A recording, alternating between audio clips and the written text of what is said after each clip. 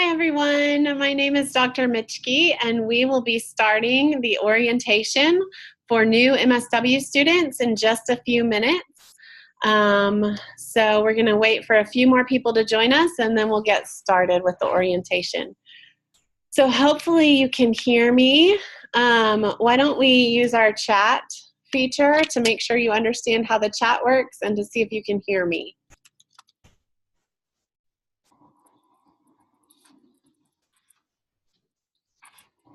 Good. Some of you can hear me so far. Excellent.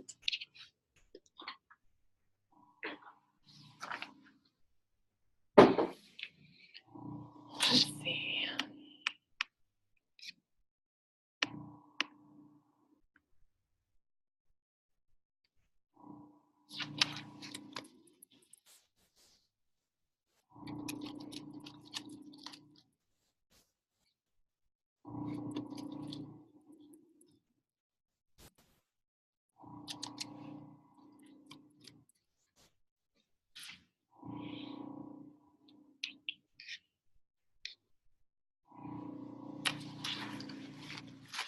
Right now we have about 13 people. I'm going to wait probably one more minute and then we'll go ahead and get started with the orientation.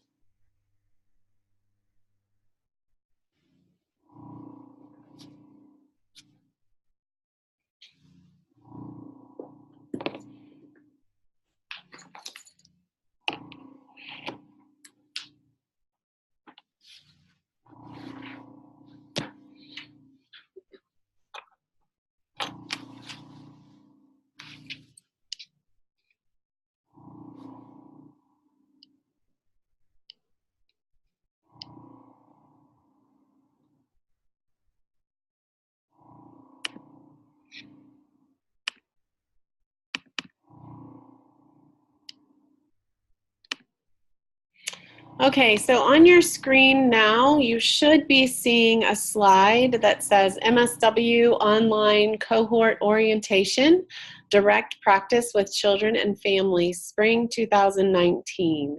So if you see that screen, will you please chat and say yes?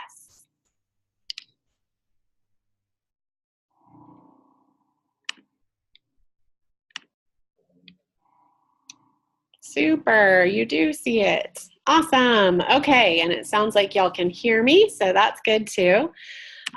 We'll go ahead and get started. We may have a few more people join us as we go along.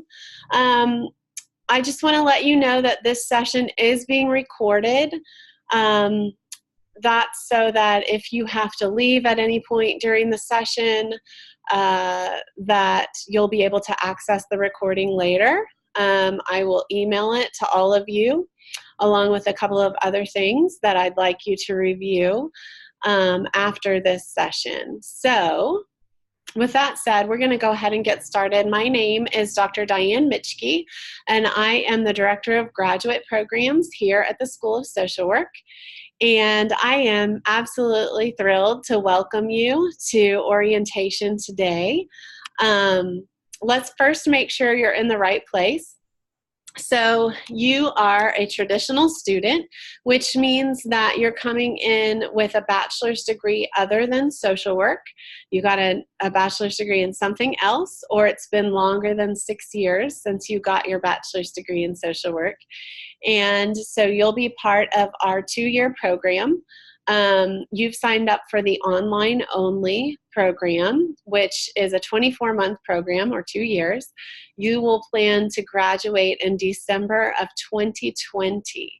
And you will be taking 8-week, what we call intensive courses. And I'll talk a little bit more about what that looks like. And you'll be in a cohort.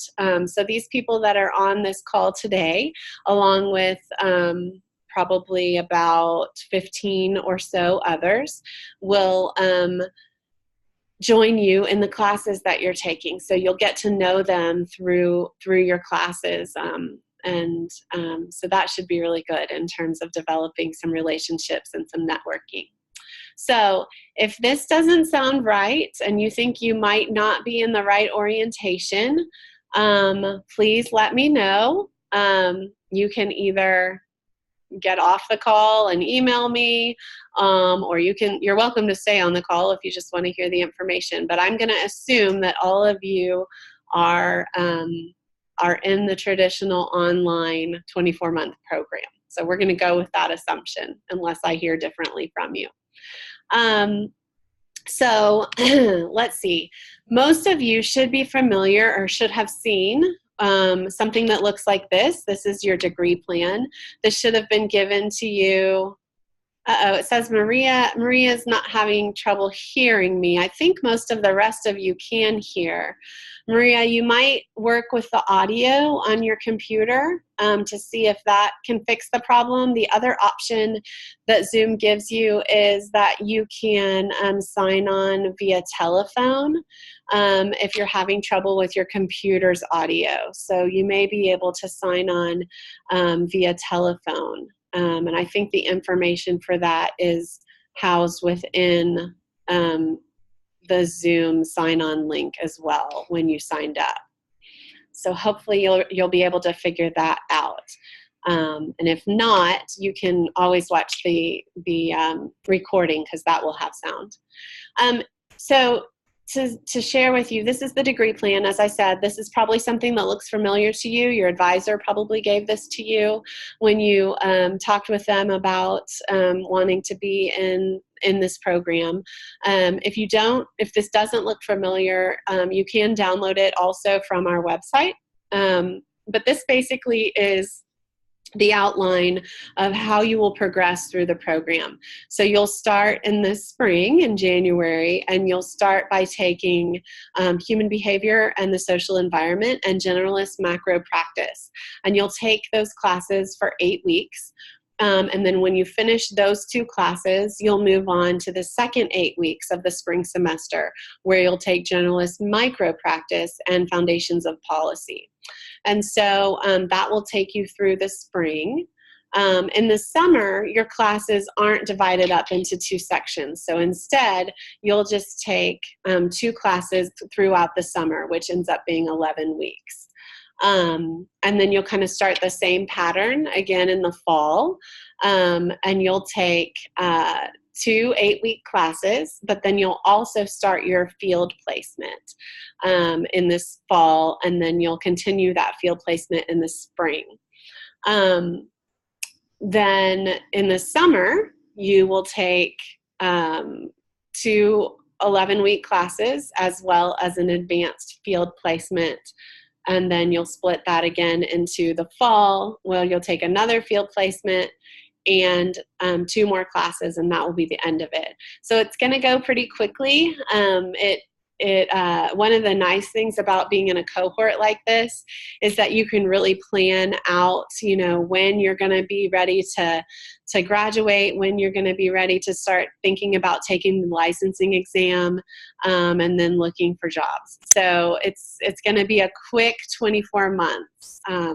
And we're really excited that you've chosen this particular program.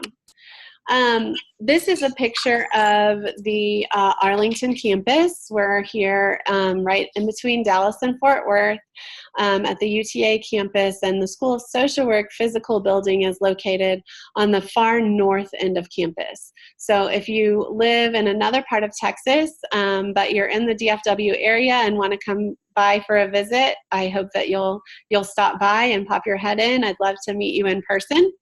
Otherwise, if you're an online student and you live somewhere else in Texas and you never want to come to the Arlington campus, you don't have to.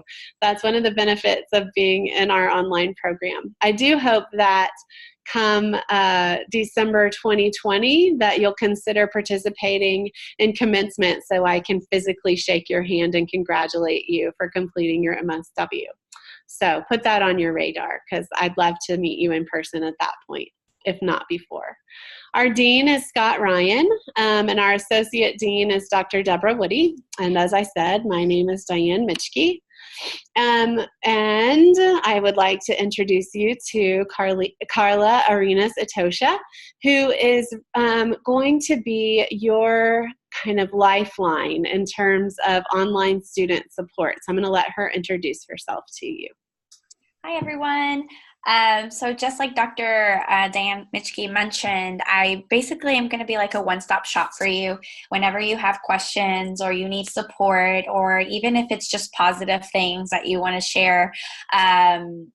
Pretty much I'm available via email. I teach a lot of the online students, so I'm very familiar with how online works. I'm here to support you. And so if you ever need to talk to someone or don't know who to go to, I'm able to get your questions and figure out if I have the answer to them. And if I don't have the answer, I'll find someone who does. It could be about the university, it could be about school of social work, your classes, grievances, whatever it may be, or maybe you just want to be more involved on campus. And there are ways to be involved on campus even though you're an online student. So whatever that may be, I'm available to assist. All you have to do is just send me an email. Great. Thank you so much, Carla. We appreciate you being here and introducing yourself. Now you're excused. Bye, everyone. Thank you. All right. So moving on, I want to encourage you to get connected. Get connected with the School of Social Work through social media. If you're on Facebook, if you're on Instagram, we are too. So connect with us. You can go to our website at uta.edu/SSW for School of Social Work. And at the bottom of the page, you'll see all of these different icons, and you can connect with us so that you can follow what the school's doing in terms of research, in terms of service in the community, and just really kind of be involved and get the latest information about what's happening in your school. I would also encourage you to download the UTA mobile app to your phone. It's kind of got a whole lot of information that you may find useful. There's lots of information about events going on, but also lots of news about what's happening both in the School of Social Work and in the university as a whole. You're now a Maverick, and so I just encourage you to embrace the Maverick experience. And one of the ways to do that is by keeping in touch with what's going on at the university. I think you've made a really good choice in choosing UTA, especially in choosing our master's program. We're one of the most affordable programs in the country. We also have a whole lot of student veterans. So if you are in the military or are a veteran, one of the things that we're really proud about is the support that we have for veterans. And so I think that you'll appreciate that while you're here at UTA. And if there's something special that you need, please reach out to me and I will get you the support that you need at the university level. As well, we are ranked number 3 among MSW programs across the country by graduateprograms.com. And one of the things to note about this ranking is that it's specific to our online programs, which you're now a part of. So you can feel really good about the choice that you've made in choosing UTA. So welcome to graduate school. We're glad you're here. I'm excited that you've chosen to pursue your master's degree in social work. For me, it was one of the best decisions I ever made. And I hope that you feel that way too as you begin taking classes and then finally launch your career as a social worker. I hope that we give you the skills and the knowledge that you need to really make a difference in your community, wherever that may be. So we have a number of things in place to support you along your educational journey. I have this URL here on the screen. It's a link. I'm going to send you this presentation, but I'm also going to send you this link separately. This is a link to a video on YouTube that we've created. Our coordinator of student advising and student success, Patrice Green, has created a presentation to introduce you to all of the support services that we have in place to support you in your MSW journey. And so I would like for you to take a few minutes, it's not a long video, to watch that video either after our presentation today or sometime later this week so that you are equipped to begin the program in January with all of the knowledge about the resources that are available to support you. Patrice, as I mentioned, is our coordinator. She's also serving as an academic advisor right now. We have two other academic advisors for the program, Tiara Thomas and Mauricia Davis. In January, we'll be adding a third academic advisor, Amy Lopez. And so depending on who you met with this fall to get registered for spring, you may be meeting with that person, or we may adjust the letter sets or so each person is kind of assigned depending on the first letter of their last name. We may shift that a little bit since we're getting an additional advisor, but rest assured that all of our advisors are highly skilled.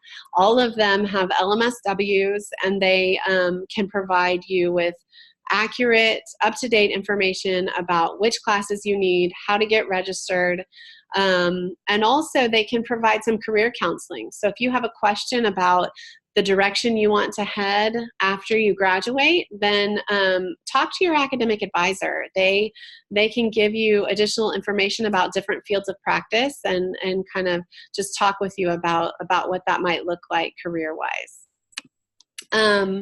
The main goals of that office are really to help students reach their graduation goals, to provide advising, of course, and also referrals to additional resources. So should you find yourself needing something else, you can reach out to the Office of Advising through your academic advisor. You can also reach out to Carla, who you just met a few minutes ago. Basically, the point being that you have we put a lot of things in place to make sure that you are successful in your program. Because what I want more than anything is for you to feel supported and for you to be successful on this journey for the next 2 years, so that I am able to shake your hand as you walk across the stage at commencement.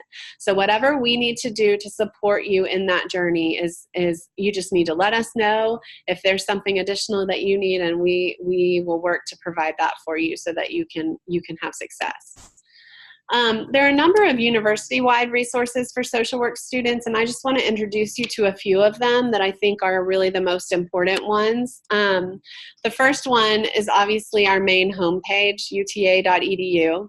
The reason that I want to talk about this is simply because this is really the portal for you to get access to the information you need. So you'll see that on the top left-hand side of the homepage, there's a link for your email. You can access your email from that link.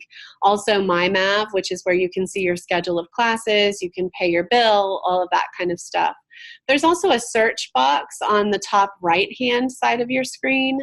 Basically, if you type any kind of search term into that box, you should probably be able to find what you need. I find that it's very receptive to anything that I type in there. So for example, the academic calendar, you just type calendar and then it comes up. Financial aid information, if you need information about veteran services, etc. It's all accessible and right at your fingertips from the website. This is our School of Social Work website. It's uta.edu/SSW. This is where you can find the program manual as well as information and links to field and internship information. You also can see the list of all of our faculty and staff and their research interests. And we'll post information on the webpage about scholarships as well. So certainly that information will go out to your email address, but you can always find information about scholarships on the webpage also. We have an in-house career development center that is available through our website, where we have examples of resumes and CVs that are catered to social work. We also have tips about interviewing for positions and more information about licensure. We also post jobs there, so jobs that you might be eligible for while you're in school, as well as jobs that might work for you down the road as you think about graduating. The university also has a career development center, and one of the things that I really like about the career development center at the university is that they are able to give you really good feedback on things like crafting your resume for a particular position. So you can send them, if there's a position, as you get closer to graduation, if there's a position that you've found that you're interested in, you can send them that position description as well as your resume, and they can help craft your resume so that it really speaks to the needs of the position to make you more appealing to prospective employers.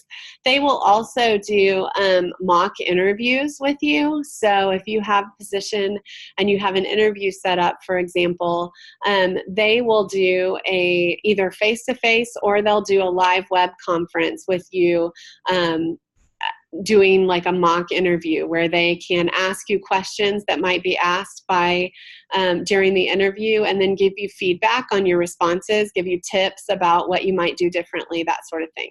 So students who have accessed that service have really appreciated the feedback they've gotten, and I think they've had better luck because of it once they've applied for positions.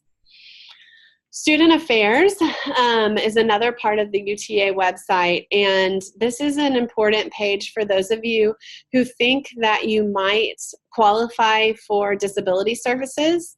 So if you've ever been diagnosed with a learning difference, if you have accessibility needs, if you require extra time, for example, on tests, things like that, you need to apply through the Office of Students with Disabilities so that you can get your paperwork submitted and you can have that those exceptions documented.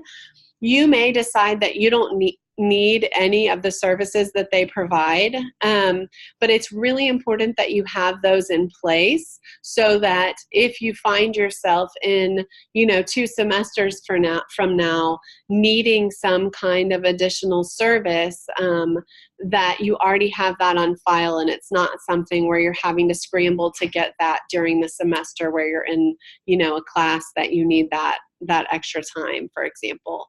So please take advantage of that if that applies to you. It's really important. We also have debt counselors. So if you're concerned about the loans that you need to take out to, excuse me, to apply for school or how you're going to pay those back, please reach out. We have people who are trained to help students figure out a plan for paying back their loans, finding scholarships, things like that. And should you find yourself in need of an attorney while you're a student here, we also have student legal services available to you. We have a couple of more other resources I want to talk about. First, the bookstore, and I'm going to talk with you about how you find out what books you'll need for your courses. And then the Office of Information Technology, or OIT. That's the office that deals with the technology side of things, so like emails and passwords, and access to Blackboard, for example. They can also, there are instructions on their website about how to sign up for, to get your email moved from onto your phone so that you can access your email on your phone. I really recommend you doing that just so that you can check your email daily, and just be engaged, so that it's not something that you're having to go on your computer and check your email and remember to do it, but it's something that comes pushed to your phone, just like your personal email. As far as your textbooks go, this is the website for the bookstore.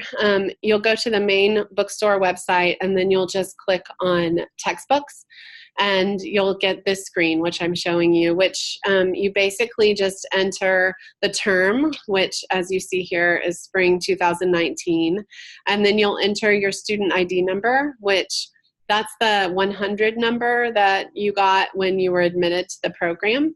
So that was on your admission letter. If you enter that information, it will tell you, the screen will pop up that will show you all the classes you're registered for, and it will generate a list of the textbooks you need for those classes. At that point, you can purchase your textbooks directly from the bookstore. They typically have used and new and rentable textbooks. Or you can look at the ISBN number and then, go search for that book someplace else online, at a different site. And if you can find it cheaper, great, good on you. If not, then, you can easily buy them from the bookstore and they'll ship them to you if they need to. So that's the bookstore. We use Blackboard as our learning management system. So you'll access all of your class materials via Blackboard. If you haven't used Blackboard before, it's pretty easy to use, though I would say if you're totally unfamiliar with Blackboard, please spend some time before classes start, say over the holidays, watching some of the tutorial videos that are available simply to get familiar with how Blackboard works. It's, again, very easy to use, but it would be great if you just watch a couple of video tutorials so that you know what you can expect when the semester starts. Typically, this is what a class will look like for you. You'll see on the left-hand side of your screen, you've got all of the menu options for your course. The center panel of your screen contains announcements from your instructor about due date changes or just reminders about certain assignments or things like that. And then if you look at, for example, course materials on this left-hand side of the screen, that's basically where all of the material for your course will live. So you can see that the materials are broken up into different weeks. Sometimes we call them modules. If we go into a particular week and drill down a little bit more, you'll see that within the week is Module 9, and you can see that there are materials broken down by type. So there are readings. These might be links to readings or PDF articles, for example. There are also lecture materials. Those might be like PowerPoint slides. There are web links, so things that you should access on the web, whether they're video files or articles on the web.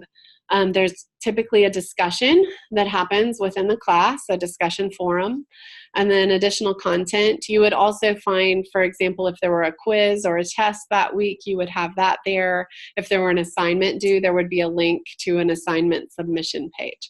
So everything's housed within Blackboard within this modular structure. So it's pretty easy to use. I think you'll find that it's not too difficult to navigate. Again, please check your email. I mentioned that before. I'll probably say it again before we're done today. It's just vitally important. I don't want you to miss something important related to, for example, scholarships or deadlines for field applications or anything like that. You will be automatically added to the MSW listserv, so you'll get messages from me, from your advisors about important dates, about important meetings, things like that will come over to your email. And you'll also get messages probably from Carla talking about different events or things that are happening specifically for online students. We have a number of library and writing resources available to you, both within the School of Social Work and then at the larger university level. Dr. Chris Kilgore is our writing resource coordinator, and he is just absolutely fantastic. He can provide one-on-one tutorial assistance on writing. He also can help guide you through kind of the beginning stages of writing a paper, getting your ideas out, brainstorming, things like that. He also has specific materials and content in the form of presentations that are available for every writing assignment that we have in the School of Social Work. So he's a really good resource as you begin writing in graduate school. There's a lot more writing, I would say, in the MSW program than there are in most most undergraduate programs. So it's just important that you reach out and use those resources that we do have available to you. There's a link here at the bottom of the screen, and this is a link to Dr. Kilgore's YouTube video where he talks about the different services that he provides.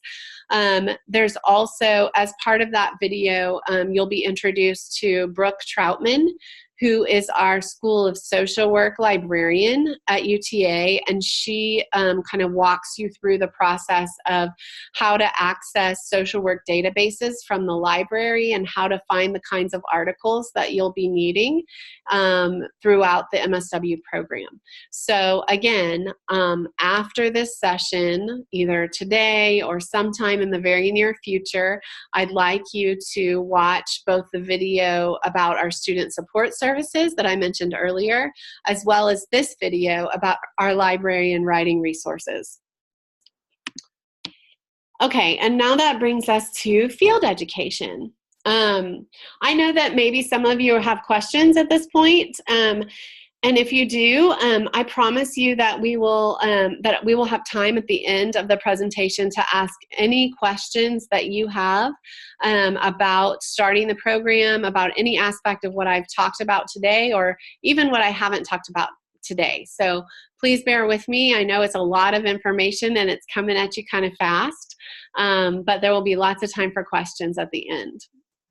Field education is something that many students have a lot of questions about, and I want to talk to you a little bit about how field education works here at UTA.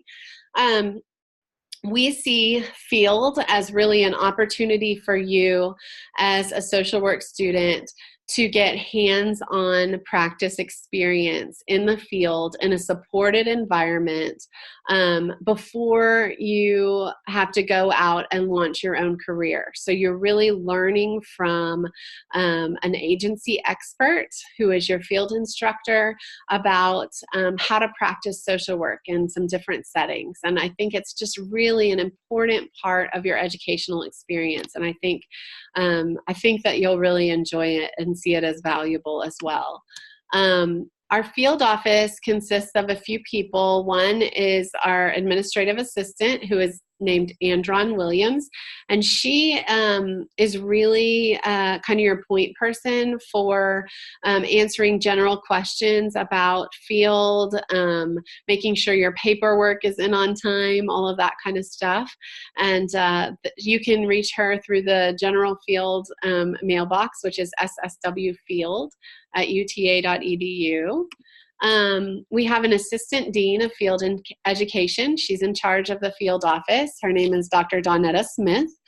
And we also have a field advisor, Natalie Mangum. You'll be working with her as you enter your first field placement. We're working on hiring 2 additional field advisors, so there will be some more faces come January when you start the program. Just additional supports for you and helping you to get your field experience set up and make sure that that you're set up for success when you start your field placement. Let's see. So your field placement, in addition to the entire MSW curriculum, really follows the 9 core competencies that were developed by the Council on Social Work Education. This is the national accrediting body for social work programs. So no matter where in the country you got your degree as a master's student in social work, you would be working to achieve competence across all of these different areas. Let's see. You also, let me see, I'm trying to fix my little screen here. Okay. So moving on, sorry about that. Personal requirements. So you have, you're going to need to think about what field is going to mean for you. And really what I mean by that is, how are you going to manage to do a field placement and also maintain your sanity with all of the other responsibilities that you have in your life. So I know many of you are working full or part-time. Some of you have families that you're taking care of. Many of you have other kinds of responsibilities. And field is going to require that you make time to be in an agency, learning about social work in a hands-on kind of way. You need to know that there are only a few field placement opportunities where you can get exclusively night and weekends, right? So you need to be thinking about how you can adjust your schedule to accommodate a field placement during the week, during normal business hours. I'm not saying that you won't be able to do some of your hours during the evenings and on weekends, but I would say 99% of field placements are going to require that you are at least there for a few hours on a weekday so that you can get supervision from your field instructor. You have to have documented supervision meetings, and typically that comes from a workday type arrangement. So think about how you're going to balance that. Then, as I said a billion times already, please check your MAVS email. That's how we communicate with you. That's how the field office will communicate with you as you're starting to apply for field. You have to have a GPA of 3.0 or better when you apply for field courses and before you're matched with a placement. So a 3.0 is a B average, meaning that we really want you to get A's and B's in the program. If you get a C in a class, then you need to make sure you have it paired with an A in another class so that your average is a 3.0. You have to have a 3.0 to maintain good standing in the program and not go on academic probation. And you have to have a 3.0 to graduate eventually. So that's the requirement at the MSW level in terms of GPA. There are some prerequisites for foundation field. So you guys are going to enter the foundation curriculum. And once you have finished these 3 classes, 5301, 5304, and 5306, you will be ready to apply for your foundation field placement in the next semester. Your foundation field placement will be a split placement. You'll complete a total of 480 hours across 2 consecutive semesters. And that comes out to about 16 hours a week. And if you look back at our degree plan, which I showed you earlier, you'll see that it's all lined out for you. So the semesters where you'll be in field, the semester that you apply for field, all of it is mapped out on your degree plan. So there won't be any problems or questions with what that looks like. Your foundation placement is basically what we call a micro-macro placement. So it means that you will be learning about direct practice social work as well as community and administrative practice all within your foundation field placement.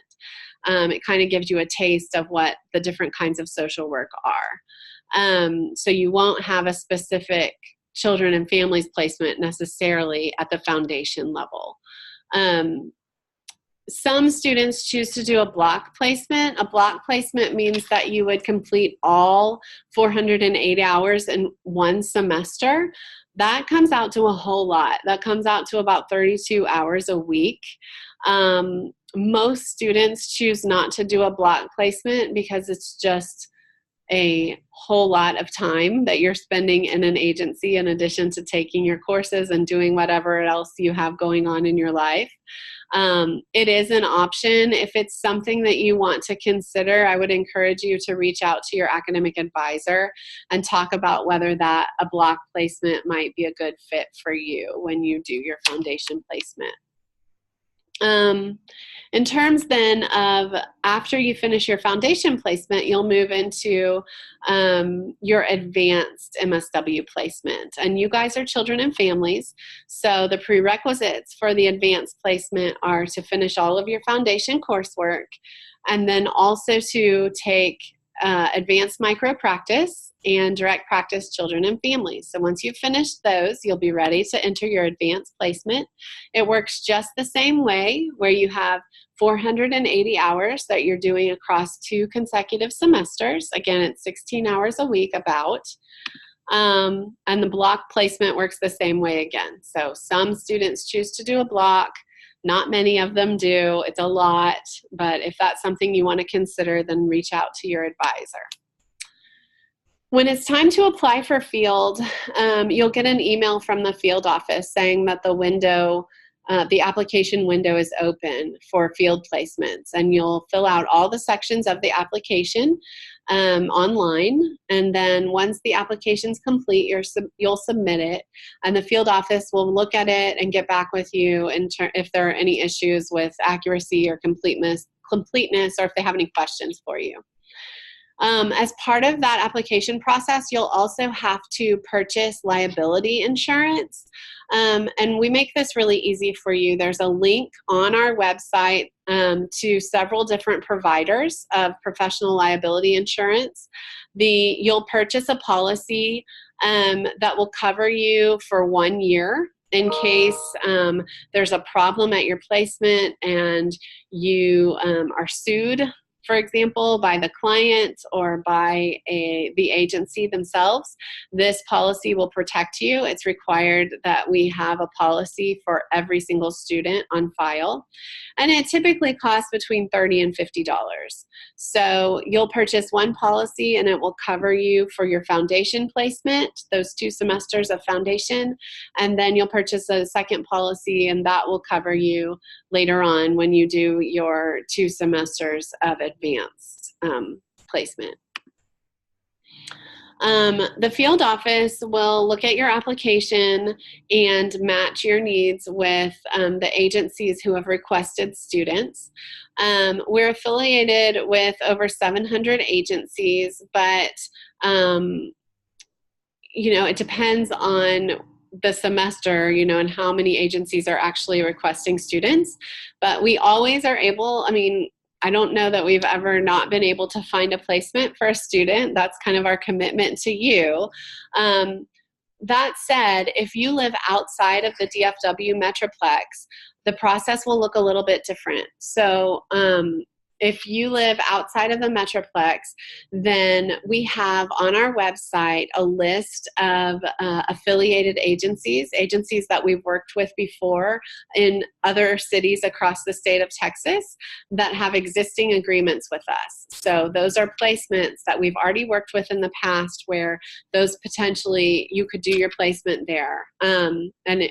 But you also have the opportunity to reach out to agencies that aren't affiliated with UTA to develop a placement opportunity that hasn't existed before. So as a student in our online program, you have the ability to find your own placement as well. And so that process is outlined on the field website, as well as that will be covered during field orientation, which I will talk with you about in just a couple of seconds. You guys are not health or mental health students, so you don't have to worry about all of these different vaccines typically. You'll be working with a field liaison. That's your instructor of record here at UTA. It's the person that will keep in touch with you and make sure that things are going well at your placement. If you have a problem during your placement, we ask that you reach out first to your field instructor. That's the person at the agency that's supervising you. If you can't resolve the issue with your field instructor, I would ask that you bring in your liaison. That's your instructor of record at UTA, the person that's kind of keeping tabs on how your placement's going. And then it would escalate to the point of reaching out to your field advisor. That's the advisor within the field department. And then finally, the last point of contact, kind of where the rubber meets the road, is with our Assistant Dean of Field Education, Dr. Smith, who can help resolve conflicts that escalate to that point. So I kind of talked with you about what that process looks like. You'll also, by becoming a part of the MSW program, you'll be asked to abide by the NASW and the state of Texas Code of Ethics. You'll also be you'll commit yourself to submitting timesheets and supervision logs to your field liaison. Oops. Okay. So the field calendar, a couple of important dates. So all dates that are relevant to field, like application deadlines and things like that, are available on our website under field, under the field menu and calendar. So pretty easy to find, but if you ever have any questions about when the first day to start a placement or the last day to finish a placement, all that information is available online. We will be offering a field orientation for students.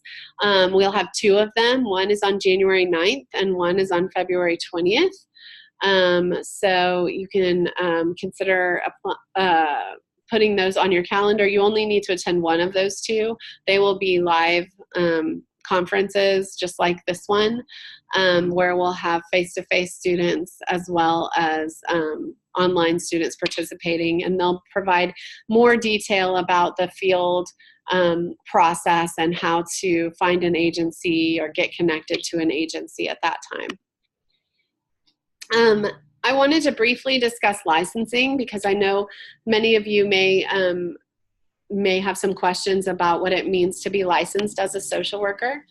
When you graduate from our program, you'll be graduating with an MSW degree, and that will make you eligible to sit for the LMSW licensing exam to be a licensed master level social worker.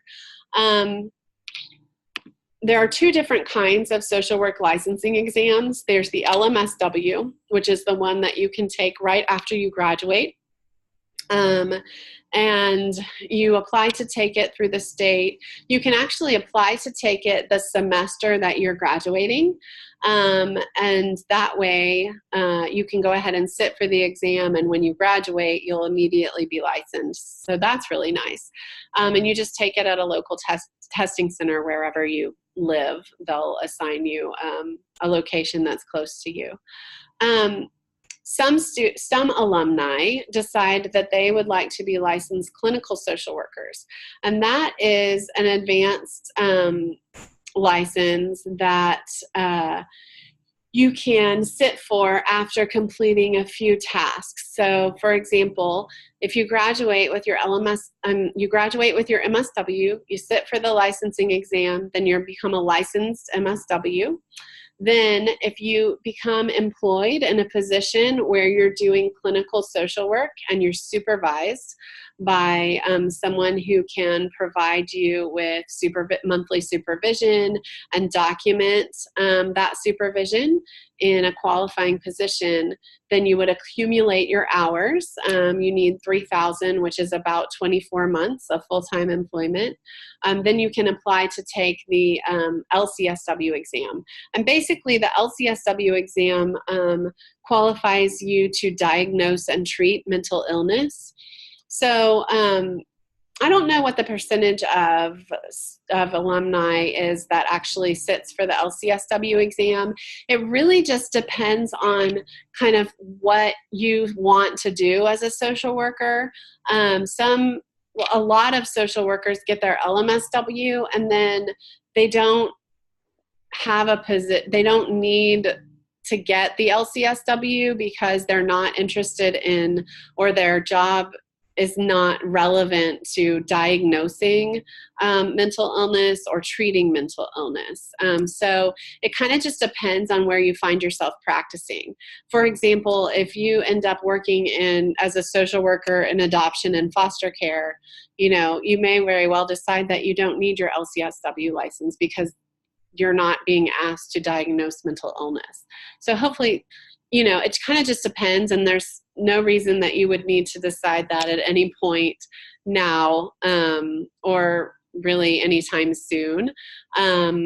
You can get your MSW degree, get your LMSW license, and then let's say 15 years from now, you decide, I'd really like to kind of change what I'm doing and get my LCSW license. And then you may find a position where you decide that's what you want to do at that point, and go ahead and get your supervised hours. So there's no time limit in terms of, going ahead and pursuing the LCSW later. As graduate students, we really encourage you to be actively engaged in research. You'll take an advanced research class as part of your curriculum, as well as like a foundation research class. So you've got 2 research classes as part of the curriculum, but you also have some other opportunities to engage in research. One is that you could choose to do a thesis, which would be a research project that serves as the capstone of your program. And this would replace integrative seminar, which is the last class that you have on your degree plan. And so the thesis kind of allows you the opportunity to pursue your own research study under the guidance of a faculty member and with a faculty member's support. So if that's something you think you might be interested in, I'm happy to talk with you about that and what that might involve. The other thing that you might consider doing is becoming a graduate research assistant. These are paid positions in the school where you are working under the supervision of a faculty member who has grant funding to do research in a particular area. And so many of those positions are available to face-to-face and online students alike, because a lot of the work that you're doing can be done, on your computer, and, perhaps you're researching a particular subject or something like that. So you don't need to be, face-to-face to do these different opportunities. And we work really hard to make sure that all of the things that are accessible for our face-to-face students are also available to our online students. Let's see. If after the MSW is over, you decide you just haven't had enough education and you want to do something more, I know many of you are thinking I'm crazy at this point, but I just want to put a little bug in your ear to know that, there are some options for you after the MSW. You could get a PhD in social work. We have a great PhD program here where you are trained to be a research scholar. And you learn how to be a faculty member in a school of social work. So if that's something that's appealing to you, please let me know at some point during the program, and I'll point you to the right people to talk to. You can talk to some PhD students about what that might be like. The DSW is a new program that will be starting within the next couple of years, and that is what we call a practice doctorate. So that's for those of you who are really interested in honing in on your clinical practice skills and want to develop additional expertise beyond the MSW, and get a DSW where you would have, additional training and skills at an expert clinician level. So just some other options for you. I would just encourage you to remember to be respectful to your colleagues, to your peers in the classes with you, to your instructors. I know that sometimes the kinds of discussions we have in the field of social work can get heated and can be uncomfortable. Sometimes we get offended by what people say. Sometimes even the context through which, someone is typing something down rather than hearing the inflection in their voice can be difficult to navigate. And so I would just encourage you throughout the program, in whatever medium you're communicating with others, that you are respectful and that you think about what you want to say and whether or not you're phrasing it in the most respectful way possible when you're communicating with your peers or with faculty and staff. I know you know this, so enough with the lecture, but I feel like I need to say it because, it happens and we get frustrated and then we say something that maybe we wouldn't have said to a person face to face. And so I just want to make sure that we all kind of hear that and we're on the same page. We've got a whole bunch of student organizations available to you. These are all available to you as online students, as we've got face-to-face students in them as well as online. All of the meetings happen, they're live streamed. for online students. And we're really excited about some of these newer, we've actually just added several new student organizations. So I would encourage you to get involved in something while you're a student here. I know that you have a lot on your plate, but you can really enhance your experience in graduate school by becoming involved in a student organization. And several of these organizations do a really good job of hosting guest speakers at their monthly meetings, where they will bring in agency representatives, different social workers from different organizations to talk about what social workers do at their particular organization. It's become a really neat networking tool for students as they progress through the program, because they are able to familiarize themselves with, kind of all the different kinds of positions that are out there, and figure out what it is that they want to do when they graduate. I would also encourage you to just keep an eye on the Social Work Council. That is your advocacy organization as a school. And so that's a great place to get involved, to have your voice be heard. If something's not working, or if you want to change something, the Social Work Council is kind of your voice. And you can be a member of that simply by attending their meetings. And then Phi Alpha Honor Society is a national social work honor society.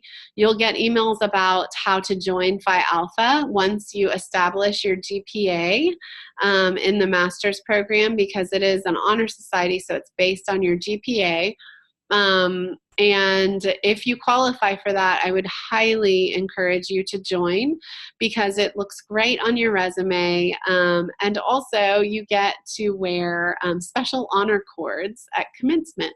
So certainly if you qualify for Phi Alpha, I would recommend joining it.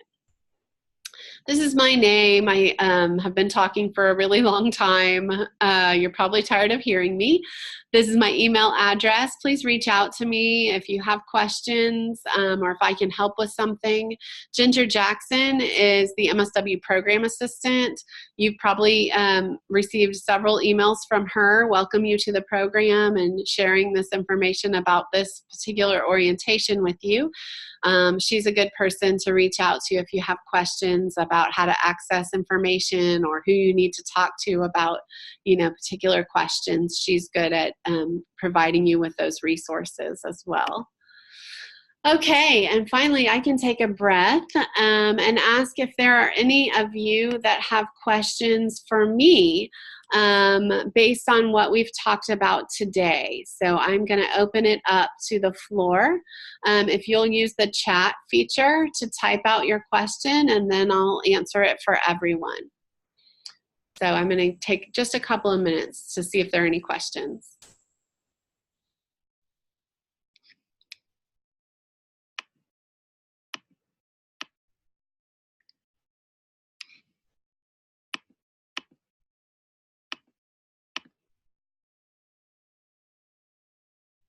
Nothing. Are y'all still with me? Let's see. Good.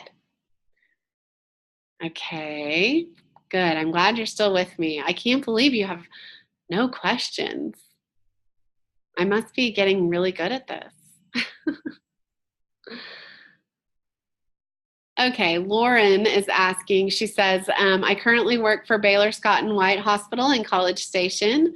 Would a place like that possibly work as a field placement? Yes, absolutely. And we do have some special arrangements that can be made for you to complete your field placement at the place where you're working. So there are some different rules about that. For example, you have to complete your internship in a different department under a different supervisor than your work supervisor in your work department, but that is a possibility, and we just kind of work through some of that. There's some different forms that have to get signed, but it is definitely a possibility. Darian asked, all of this information will be emailed to us. Yes, you are correct. I will email you not only this recording, but also the links that I spoke about related to the videos that I want you to watch after this. Let's see. For the first part of the coursework, is a full-time job possible? Is a part-time position a better fit? It's really up to you, Karen. I mean, we have students that work full-time. We have students that work 2 jobs. And we also have students that, don't work at all. So it really kind of depends on you and what you can manage. I know that many of you have chosen the online program because of the flexibility that it offers, and allowing you to do some of the other things that you need to do in your life without the hassle of having to come to a campus for a number of hours each week. So it kind of just depends on you as an individual and what you feel like you can manage. I think that will become clear as you begin the program and you start taking classes and you see how much time that really takes, and whether or not you can maintain full-time employment. But certainly many people do work full-time and are able to manage it. Let's see. Jennifer says, is the Career Development Center the best resource to find part-time or full-time work in the field while working on our MSW, or is there a School of Social Work specific resource we should tap? So within the School of Social Work, on our webpage, there is a Career Development Center within the school webpage. So if you click on that, we do post positions there about job opportunities. You also might reach out to Dr. Slater, who I mentioned earlier. Her email address is slater@uta.edu. If you have an interest in working, for example, under the direction of a faculty member on a research project, sometimes there are positions that become available in that realm. So if you're interested in that kind of thing, reach out to Dr. Slater. Otherwise, yes, we post positions on our social work website that may be of interest to you. Are you allowed to be paid during the field placement? So there are probably only a few, maybe 2 or 3 placements that actually provide a stipend for their interns. Most, I would say 99% of field placements do not offer a stipend. That doesn't mean that it's not allowed. It just means that most agencies aren't willing to pay for students to do their internship with them. But if you find a placement and it meets the qualifications and they're willing to pay you, absolutely, we would support that, and we would work through the process with you of getting them affiliated so that you can make that happen. All right. Is it possible to complete your field placement in a hospital? So it depends on what you would be doing. If you think about it, so as I mentioned before, you'll do a foundation placement, which will have a micro and a macro focus. And so that placement could be anywhere. It's not related to the children and family specialty. So it's just related to social work in general. So depending, there may be placements, yes, in a hospital that would meet those criteria for a foundation placement, and you could do your placement there. When you get to the advanced level and you do an advanced field placement, your field placement is going to correlate with the children and family specialty. And typically those placements are not in hospitals. We have a health specialization, and most of our health students are doing their placements in hospitals. Children and families do placements all over the place, everything from schools to adoption and foster care to domestic violence shelters and everything in between. But I would say for the most part, advanced children and family students are not completing their advanced placement in a hospital. Any other questions?